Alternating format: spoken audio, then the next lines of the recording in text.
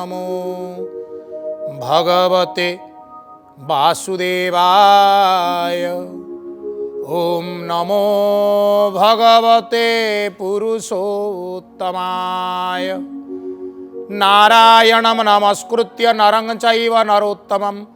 देवीं सरस्वतीं व्यासं ततो जयमुदीरयेत्। मूकं करोति वाचालं पंगुं लंघयते गिरिं यत्कृपातमहं वन्दे परमानन्दमाधवं।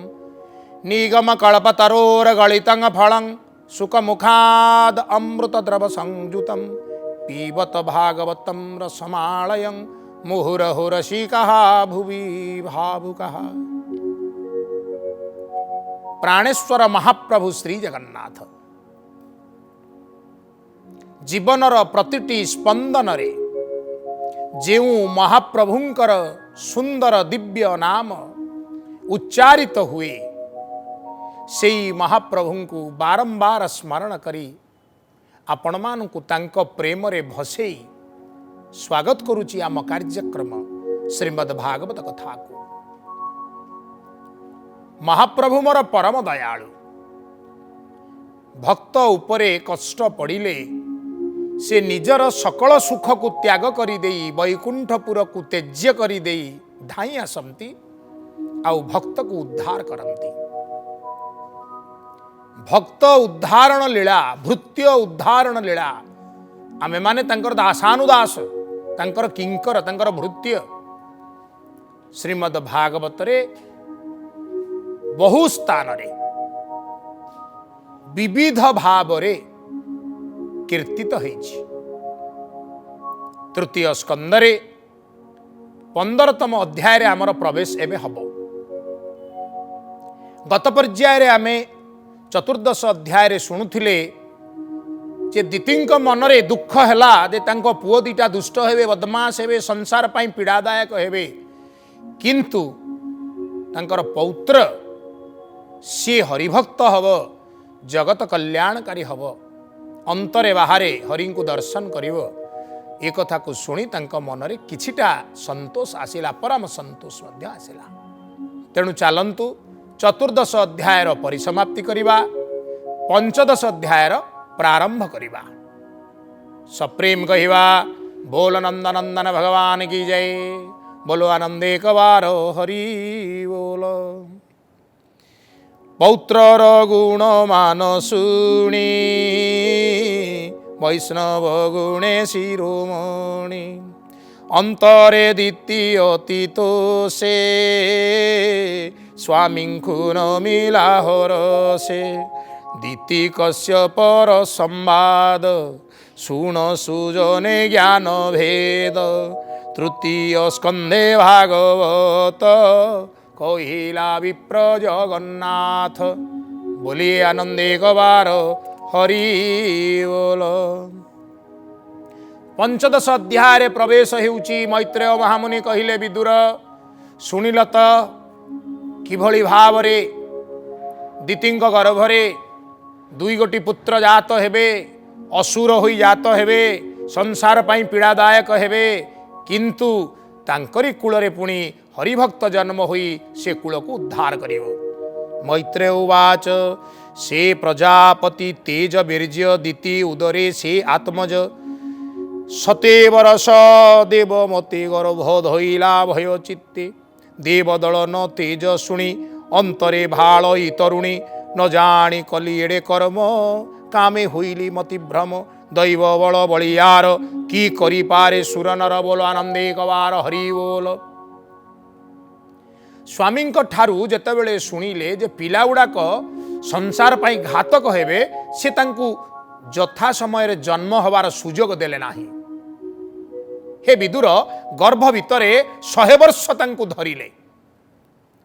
किंतु देवमाया के अबा कौन करि परिबो। जन्म तो हेबे निश्चय गर्भर बाहर बढ़िबा को लागिछि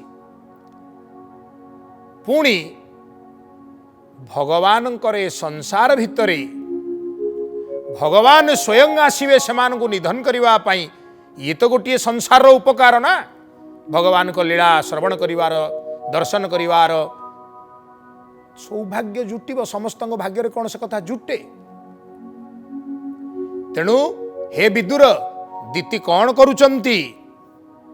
गर्भर तेज बळे हरि लोक दिशिले हत सिरी एबे हो शुण कुरुवीर दिगे दिशंती अंधकार इंद्रादि दिग पाळे मिली सकळे एक मने भाळी ब्रह्मार निकटे मिलिले भये अनेक स्तुति कले। गर्भ प्रसव हेनी किंतु गर्भर एमिति प्रभाव जे चतुर्दिग अंधकारमय हो गला। अशुभ लक्षणमान प्रकटित होगा लगिले शुभ शुभ शुभ कर्म लोप पाइला अशुभ अशुभ अशुभ मान बढ़ी बढ़ी चलेला। तेणु इंद्रादि देवता माने ए प्रकारर विपरीत परिस्थिति देखि ब्रह्मांकर शरण गले आउ प्रार्थना कले। देवा उचुहु भो देव देव वेदपति दिगे दिशंति भयाकृति ए घोर अंधकार जेणु आंबे तो भले न प्रमाणु कुशल नोहे संसार अद्भुत घोर अंधकार एकथा तुम्भंकु गोचर किय गोचर बा तुम्भर। देवता माने मिलित कंठरे भगवान ब्रह्मांक पाखरे प्रार्थना करी कहिले आपनकु कौन अगोचर अछि हे वेदपति देखंतु देखंतु दिगमाने किभली अंधकार छन्न हेलेणी देखंतु देखंतु चतुर्दिगरे अशुभ लक्षण मान किभली भावरे परिदृष्ट हेउअछंती देखंतु देखंतु ये परिवेश किभली भावरे स्वापद संकुल भयाछन्न आम मानंकु रक्षा कर। कौन घटना घटिला हे देव देव जगद्धात आंभे सकले तोर भृत्य संसारे जेते भूत देही तू परात्पर भावग्राही गृहीत रजो गुणे देही तो रूप न जानती केही अनन्य भावे आत्मा भावे जे प्राणी तो चरण सेवे तार अशुभ लेश नाही सत सत पर तु ही निर्जने बसी योगी जने निश्चल चित्ते ध्या जोग ध्याने मन पवन हृदय रुंधि इंद्रिय समूह निरोधी तोर प्रसाद जे लभंती ताहांक नाही भय भ्रांति जार वचने प्रजागणे भावे सेवंती अनुक्षणे तरंती भव भयत्रास तू नाथ नादि पुरुष आंभर सुख क्षय गला भूनाथ उपाय तू कला देख कश्यप प्रजापति दिति संजोगे कलामती दितिर गर्भे वीर्य हेला तिनि भुवन आच्छादिला बेल हूँ बेल बढ़े तेज समिधे जेन्हे अग्नि तेज। बोलिए नंदनंदन भगवानंकर जय। मैत्रेय महामुनि कहूचंती हे कुरुवीर विदुर हे श्रीकृष्ण भक्त विदुर भगवान कर अपूर्व लीला देवतागण माने जगतरे अशुभ देखी निजर अमंगल देखी व्याकुल प्रार्थना करुचंती आउ प्रार्थना ए देवस्तुति को श्रवण कले। पितामह ब्रह्मा मैत्रेय उवाच एमं ते देवस्तुति शुणि संभ्रम चित्ते कुशपाणि सबद करीण गोचर देवंकु कहन्ति मधुर मधुर कंठरे कहिले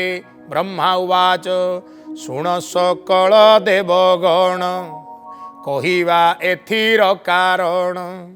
तुम्भर पूर्व सृष्टि लाभे मुझे बसिली ध्यान भावे सनक आदि चारि भ्राते जन्मिले मोर शुद्ध चित्ते। कहले हे देवतागण जेते बेले मते सृष्टि करिवा पई निर्देश होइथिला ये पूर्व समयर कथा सेतेबेले मोर मानस पटरु मु सनक आदि चारि मुनि को जन्म कली हैं सनक सनातन सनंदन सनत कुमार एवं ये चारि जन जाक स्वभाव रे बालक परी अत्यंत प्राज्ञ भाव किंतु निजकु भगवानंकर अबोध बालक बोली मने करंती तेणु रूपरे मध्य सेमाने बालक परी दृश्य हुअंती अन्य आखिरे ऊर्ध्वे जन्मिले शुद्ध चेता तेणु होइले ऊर्ध्वरेता गगन मार्गे तांक गति सकल भुवने भ्रमंती विगत स्पृहा तांक शिक्षा नित्य परमहंस दीक्षा शिक्षा रे दीक्षा रे आचार रे विचार रे एमाने परमहंस ऊर्ध्वरेता ऊर्ध्व चेता तेणु ऊर्ध्व गमन करंती चतुर्दिग परिभ्रमण करंती जदिओ मु सृष्टि रे संसार निर्माण पई सेमानंकु आद्य चरण रे जन्म देइथिली स्व शरीररु किंतु सेमाने विष्णु भाव रे तेजियान हे गले संसार रे मन देले नाही धूଳି धूसर दिगंबर नित्य निर्विषय गोचर से मुनि गणे एक दिने मिलिले विष्णुर भुवने जे नाम वैकुंठ विदित सर्वदेवता नमस्कृत सर्वदेवता नमस्कृत परम वैकुंठ मंडल वैकुंठ भवन दिने परिव्राजक रूपरे एही चारि ऋषि परिभ्रमण करू करू वैकुंठपुर रे प्रवेश करिगले वैकुंठपुर नास्ति कुंठा जस्य सपुर वैकुंठ जोठी कुंठा नाही आनंद आनंद आनंद आनंद आनंद हेउति जात जोठी आनंद आनंद खाली आनंद ही जात हुए गोटी आनंद आउ गोटी आनंद आउ गोटी आनंद आउ गोटी आनंद आनंद अखंडित भाव रे जोठी प्रवाहित हुए से क्षेत्र रे परम प्रभु परमानंद सचिदानंद सदानंद नित्यानंद ब्रह्मानंद विराजमान करंती तेणु तांकर दर्शन सुख तांकर पद सेवार लालसा आकु किए तेज्य कर दे पारिबो चारि महामुनि सेठी हाजर हेले बोल नंदनंदन भगवान की जय जहि पुरुषे महासुखे बसंती विष्णुर सम्मुखे सर्वदिशन्ति विष्णुये विनाश नाही काल भय पूर्व चरित मानकरे आमे आलोचना करिथिले ये पुरे कौन हुए ना विष्णुर पुर को जो माने गमन करती साक्षात विष्णुर स्वरूप को धारण करती समस्ते चतुर्भुज ही जाती शंख चक्र गदा पद्म धारण करती चीर जाजुल्यमान चीर जौवन जहां विराजमान हुए आउ से माने विष्णु न होइथिले मध्य विष्णु कृपारु विष्णु सम तेज प्राप्त ही जाती विनाश नाही काल भय से माने धीरे धीरे बुढ़ा हुअंती नाही कि नष्ट हुअंती नाही से माने गोटिए स्थिति रे विराजमान करंती निमित्ता निमित्त आचारे हरि को भजंती व्यवहारे अन्य समस्त आचरण तंकर सामान्यतम मात्र निमित्त मात्र आचरण करंती तंकर मुख्य आचरण हरि भजन ताहाई तंकर भोजन ताहाई तंकर शयन ताहाई तंकर विलास ताहाई तंकर व्यसन हरि भजन छड़ा से आउ अन्य किछि बुझंती नाही आहा आदि पुरुष जहि हरि बसंती धर्म रूप धरी सर्वगोचर दृष्टि मात्रे विश्व संसारे अविरते निर्मल सत्व मूर्ति बही सुखे अछंती जहि रही जहि कैबल्य नामे बन विराज कल्पद्रुम मान सकल ऋतु जहि बसे कैवल्य मूर्ति ममत किसे जही विमाने सत सते दिव्य कामिनी जुथे जुथे विष्णु महिमा गुण गांती कोटि शशांक रूप कांति विकास पुष्प जलाशय मधु माधवी गंध बहे से गंध सर्व मनोहर ताहांकु करी अनादर विष्णुर पादे मन देई आनंद तुंडे नाम गाई। केड़े सुंदर कथा वेदपति कहउचंती कहले अत्यंत परमा सुंदरी कामिनी गण सुंदर भावरे आकाश मार्गरे विमान रे विचरण करी भगवानंकर सुंदर नाम को शतमुख ही गान करती सेही परिवेश रे चीर बसंत विद्यमान होता है षड ऋतु एक ऋतु बसंत ऋतु सुंदर भाव नहीं केवल मलय पवन सेठी संचरित हुए सुंदर संगीतर अपूर्व उच्छ्वास सुंदर नुपुरर अपूर्व निकोण एभली एक सुंदर परिवेश भितरे मन उच्चाट हवा स्वाभाविक काम वासना जागृत हवा स्वाभाविक देह भोगर लालसा स्वाभाविक भाव में आसवा कथा किंतु ता हुए ना कहीं ना से कैवल्यपुर सेठी कल्पद्रुम माने विराजमान होती सात्विक परिवेश समग्र जगत को आच्छादित करिछि तेणु सेठी सकल मुनिजन माने जोगीजन माने भृत्यजन माने विष्णु भृत्यजन माने सदा सर्वदा चीर बसंतरे से चीर शाश्वत महाप्रभु भगवानंकर शाश्वत मूर्ति को ध्यान करी करी भजन करती। केड़े सुंदर कथा भागवत कहिले सबु प्रकार भोग्य द्रव्य थिबो खाइबा को थिबो पिंधिबा को थिबो लगेबा को थिबो विलास थिबो व्यसन थिबो गेरुआ पिंधुथिबो अरुआ खाउथिबो तारी भितरे जदि भगवान को धरी रखिथिबो ताले तमे ठीक मठाधीश ठीक मठाधीश कारण वर्तमान समय रे जो माने वैराग्य आचरण करूचंती तांकु अन्य जन माने संसार रो जो माने अछंती संसारी जन बहु मान थान प्रतिष्ठा देई गाड़ी घोड़ा कोठा एसी फ्रिज टीवी देई तांकु विलास व्यसन रे छंदेई पकाउचंती से माने कामिनी कांचन मायारे पड़ी निज धर्म हुड़ी जाउचंती पथ हुड़ी जाउचंती। आज सन्यास ग्रहण करिथिबा व्यक्तिटीए काली सकाळे से पथरु विच्युत हो जाउची अनेक निंदा अनेक अपवाद सह एहा धर्मर निंदा भगवानकर निंदा। तेणु सबुकिछि भोग करिया को चारि पाखरे मिलिबा होउची विष्णुर माया से माया भितरे जिए निजर कायार प्रेम रे न पड़ी भगवान विष्णु को स्मरण करिवारे लागिला अनवरत भाव में निरवच्छिन्न भाव में सी ही विष्णु प्रिय भृत्य हला जगत जीता हला। आउ कौन हला सुंदर शब्द रे वेदपति ब्रह्मा प्रजापति ब्रह्मा पितामह ब्रह्मा देवता मानू बुझौचंती जे भली कैवल्यपुर सेठी पहुंचीचंती किए ना चारि परमहंस मुनि कौन हेउची ना कोकिल पारावत हंस डाहुक तितिर सारस चक्रवाक जेव हिरण सुस्वर नादे अनुक्षण सर्वे गायन्ति हरि कथा जे भावे खंडे भव व्यथा। ठाकुर मोर ये मन पड़ती करमला चांद ठाकुर श्री श्री अभिराम परमहंस केड़े सुंदर भाव नहीं से कहती सारी मधुरे डाकिला कृष्ण बोली सजनी रे करने शुणी जाहेली। भागवत कहउचंदी कोइली गाउची मयूर अच्छी पारा अच्छंती नाना प्रकार पक्षी अच्छंती समस्ते निज निजर मधुर स्वर रे गुंजरण सृष्टि करुचंती किंतु कथाटी हेउची से सकल गुंजरण केवल आउ केवल हरि नामर झंकार मात्र हो भगते कान को टिके सेमती तैयारी कर जगतरे शब्द भगवान खंजीचंती बाघ बोबेइब सिंह भी बोबेइब कोइली भी बोबेइब कुकुड़ा भी बोबेइब किंतु जी हरिभक्त होइथिबो याकु ए सबु शब्द भितरे खाली गोटिए शब्द शुणा जीवो कौन ना कृष्ण कृष्ण कृष्ण। तेणु ठाकुर मोर कहउचंती सारी तार डाकिला किंतु ता डाकिबाटा एते मधुर थिला कृष्ण बोली से डाकी देला आ मोर कौन हे गला मु कृष्ण भाव रे आच्छादित हो गली विच्छुरित हो गली प्राण मोर मूर्छित हो आसिला। आहा